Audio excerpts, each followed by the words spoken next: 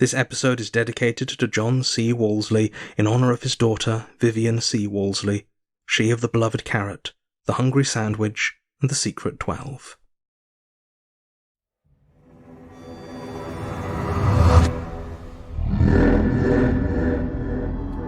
Rusty Quill presents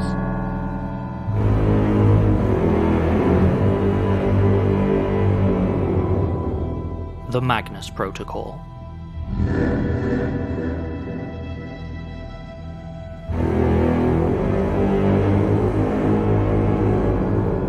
Episode 18, Solo Work.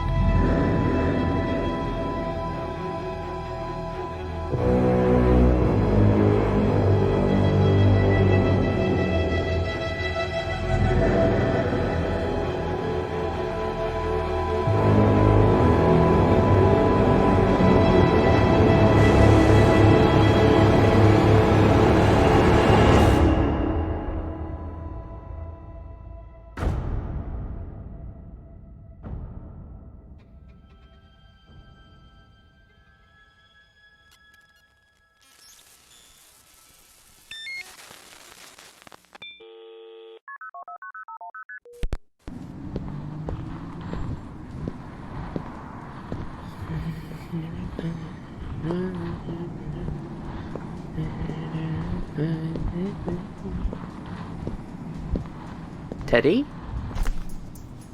Hey! Teddy! Hey, Alice. Hi. I, didn't recognise you. Way to make a girl feel wanted. Ow! Sorry, not what I meant. It's fine.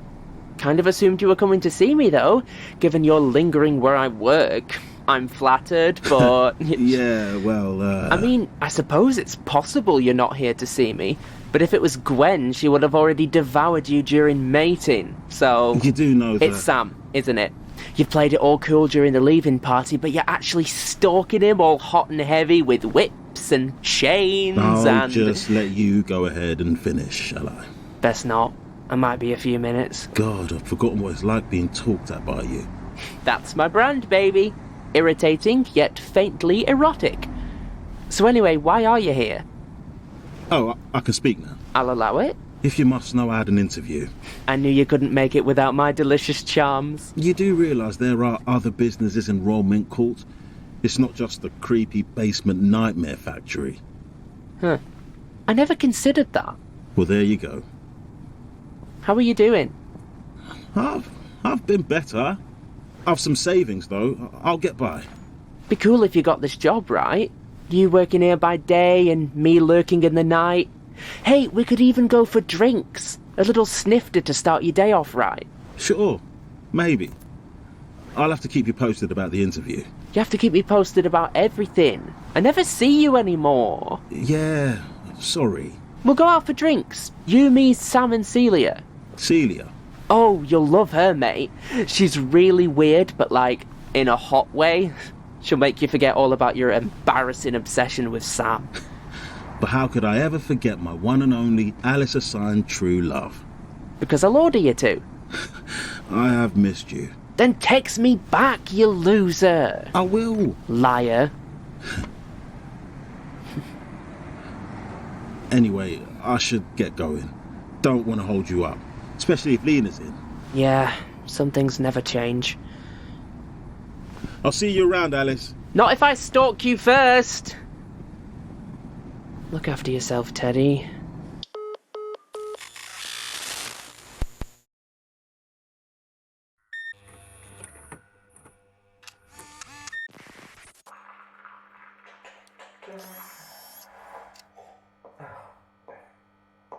Hey, Lena. Hello.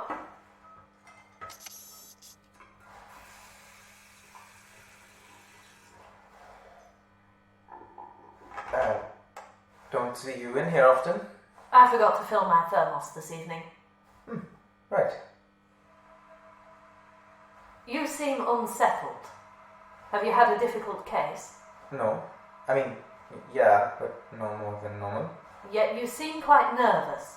Oh, well, I mean, if I'm being honest, you're my boss, but I've hardly ever actually spoken to you still. Why would I need to talk to you? Your work is satisfactory. Unless you have a work-related issue I can assist you with. No. Nothing like that. Then consider my silence a compliment, if you like. Right.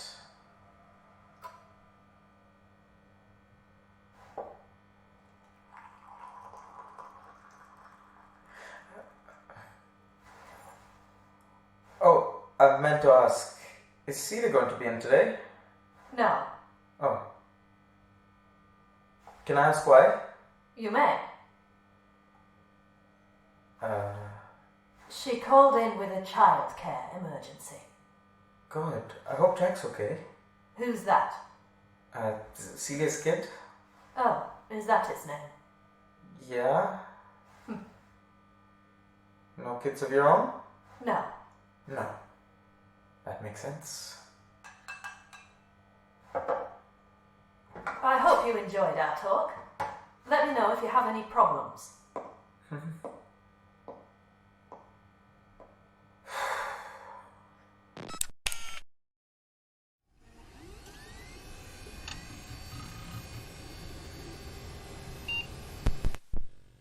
Report of medical examiner's investigation for inquest into the death of Violet Parker. Autopsy and examination performed by Dr. S. Rashid. Decedent, Violet Abigail Parker. Sex, female. Age, 41. Ethnicity, white, British. Occupation, teacher. Home address, 74, Willow Tree, Close, Ickenham, Greater London. Type of death, found at scene.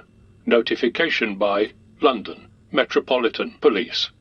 Investigating agency as above. Situation of body, clothed, in the middle of Milton Court open space.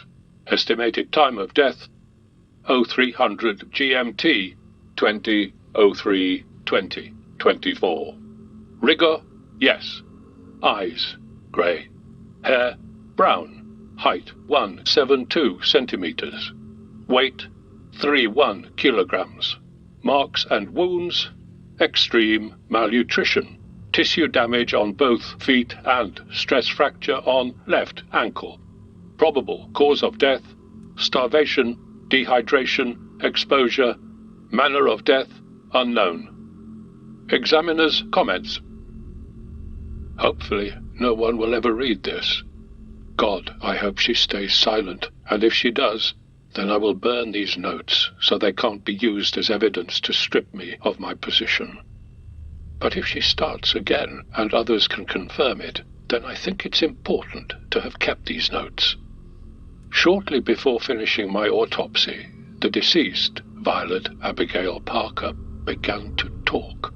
I can confirm absolutely that she was dead when this happened, and I was at that moment examining her heart and lungs, and neither of them was active.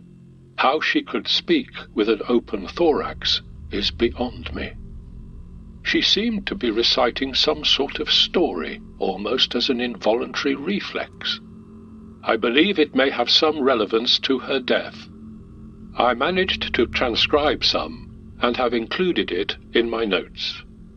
After a few minutes, the cadaver ceased to speak and has not resumed since.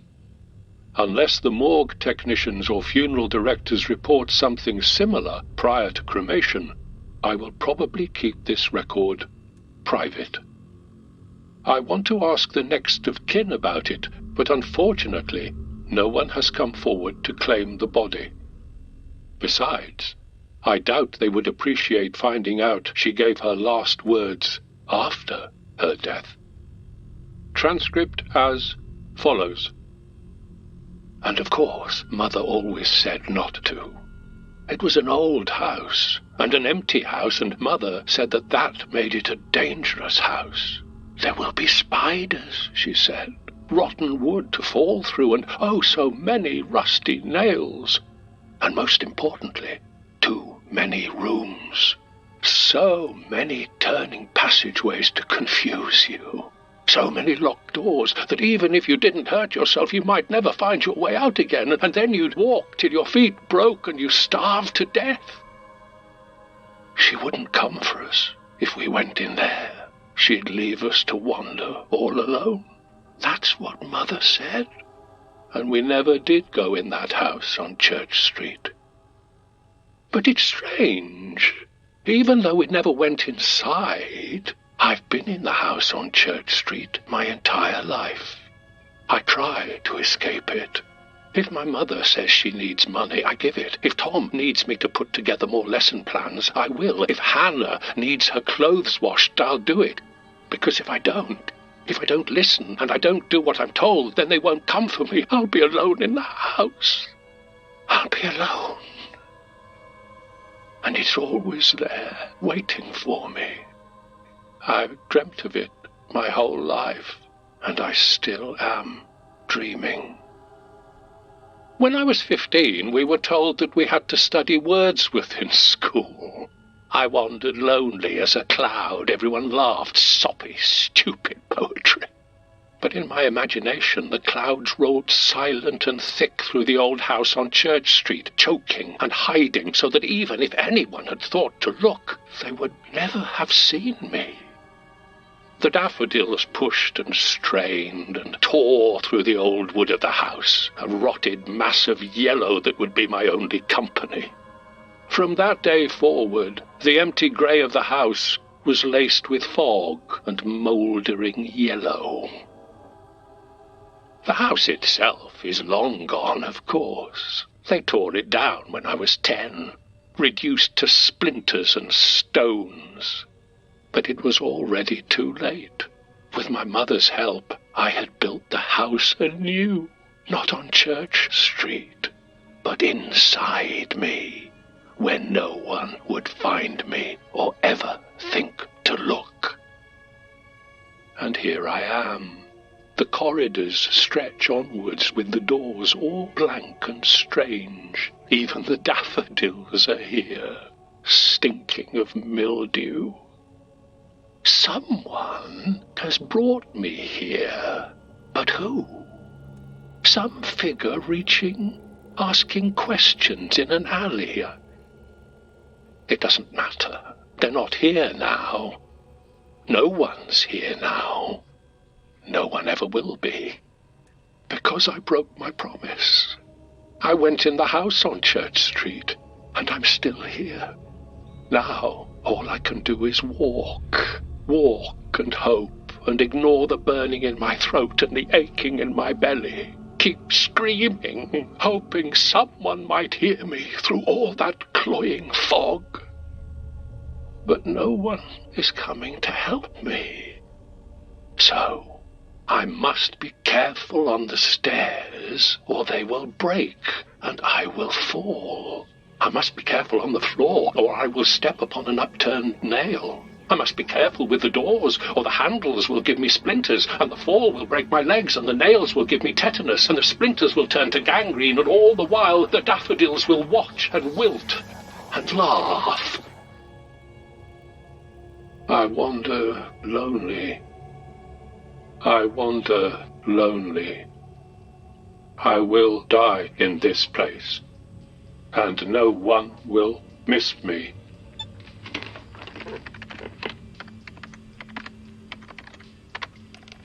Alice? Were you listening to that one? Sorry, no. Was reading about some guy with an inverted face sitting on the ceiling watching another guy while he sleeps. Pretty gnarly stuff. Why? Well, it was... This dead woman was speaking to the medical examiner... G for ghost, recent. Easy. No. It was the corpse itself that was speaking. Speaking as in... As in telling the story of its death. Sounds like she was trapped in her greatest fear, which then actually killed her. Look, I see where you're going with this. You think it's something to do with what I saw? Yeah. I think maybe there's something out there that killed them both. I see. So you reckon I should have a look at this case? Maybe note down some connections, pin it up on my corkboard, circle some key dates in bright red, connect them all with string, and stare at them while moodily sipping bourbon. I mean, maybe? That's dumb. You can't just ignore this. Why not? Okay, let's assume you're right. These cases are connected, and there's a weird murderer who can kill you with your deepest fear and then make your corpse narrate it. Let's take that insane premise as a truth. Fine. Did your case give any clue as to how to avoid this killer? No, not really. Okay.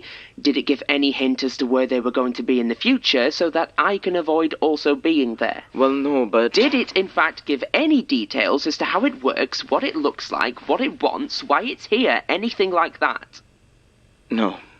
Then with the greatest respect, your idea is bad and you should feel bad. But now we know something's out there. And if even 1% of these cases has even a grain of truth to them, then there are hundreds of somethings out there. Thousands. This is just the latest flavour of awful. But you might have actually met this one. In person. And in case you didn't notice, it messed me up.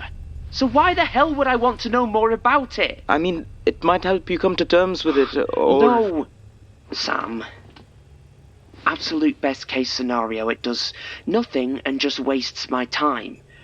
Most likely scenario, it makes me too scared to walk down the street without freaking out.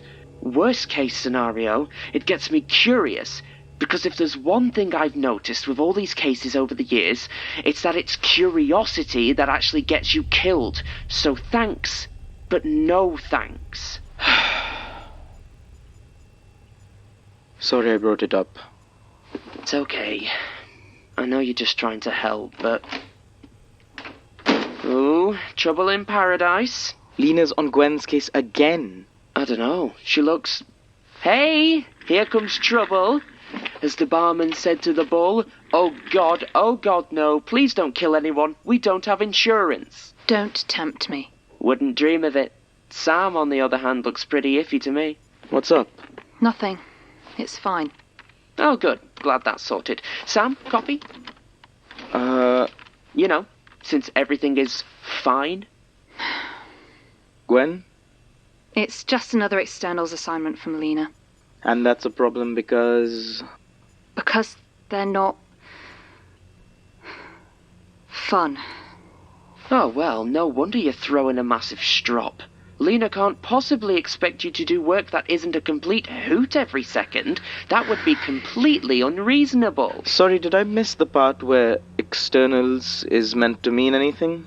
Grumpy contractors from outside the office getting government grants to do F all. No, it's not. It's more complicated than that. Complicated how? They're not... I don't think they're people. Not all of them, anyway. Not fully. I mean, are any of us lowly worms people to you? Not now, Alice. What do you mean, not people, Gwen? In the cases, you know how there are often things or places or people or whatever who aren't right, who seem to be causing all the awful things to happen? Like the monsters? I guess. Well, it seems some of them... I have to meet some of them to, pass them work.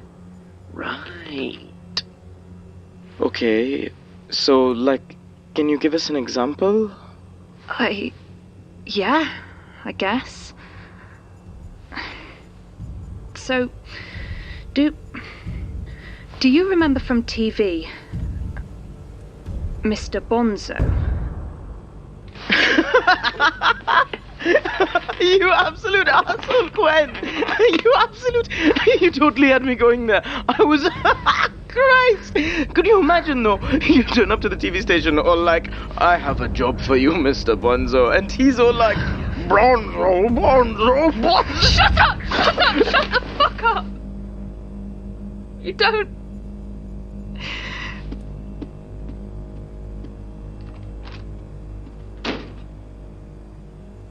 So... that was weird. Told you. Curiosity will get you killed. Best try and ignore it. Alice, she's really messed up. You can't just keep ignoring... Can't hear you. Headphones. Oh, for God's sake.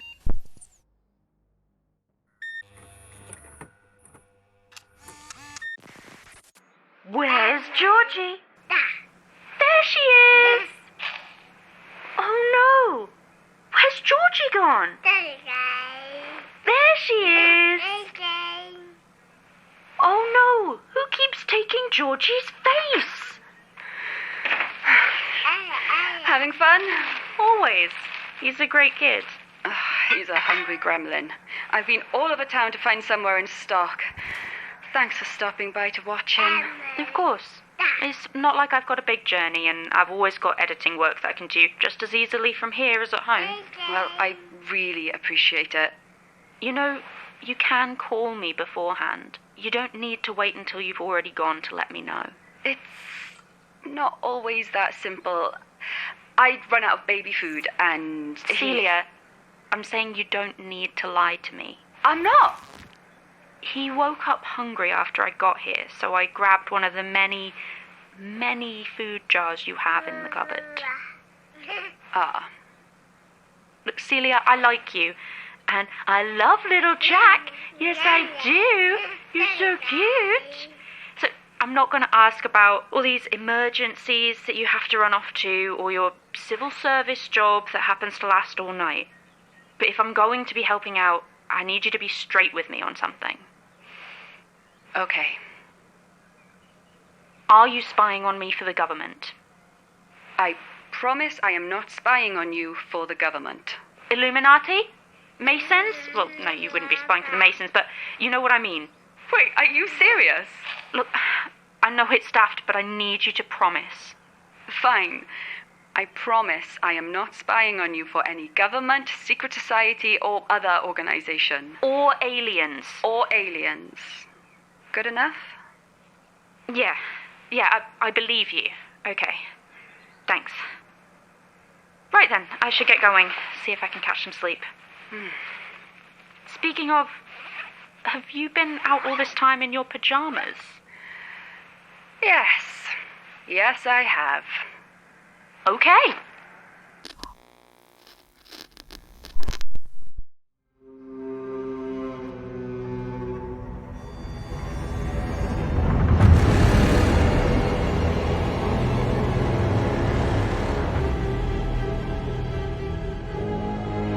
The Magnus Protocol is a podcast distributed by Rusty Quill and licensed under a Creative Commons Attribution Non-Commercial Share-alike 4.0 international license.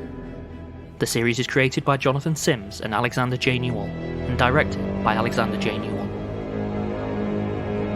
This episode was written by Jonathan Sims and edited with additional materials by Alexander J. Newall, with vocal edits by Lorianne Davis, soundscaping by Tessa Vroom, and mastering by Catherine Rinella, with music by Sam Jones. It featured Billie Hindle as Alice Dyer, Shahan Hamza as Samama Khalid, Anusia Battersby as Gwen Bouchard, Lorianne Davis as Celia Ripley, Kazeem Tosin Amore as Teddy Vaughan, Sarah Lambie as Lena Kelly, with additional voices from Tim Fearon. The Magnus Protocol is produced by April Sumner, with executive producers Alexander J. Newall, Dani McDonough, Linn C., and Samantha F. G. Hamilton, and associate producers Jordan L. Hawke, Taylor Michaels, Nicole Perlman, Cetius the Raven, and Megan Nice.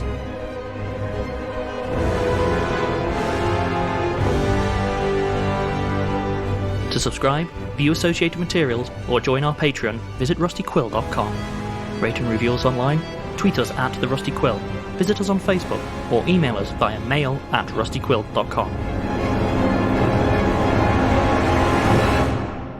Thanks for listening.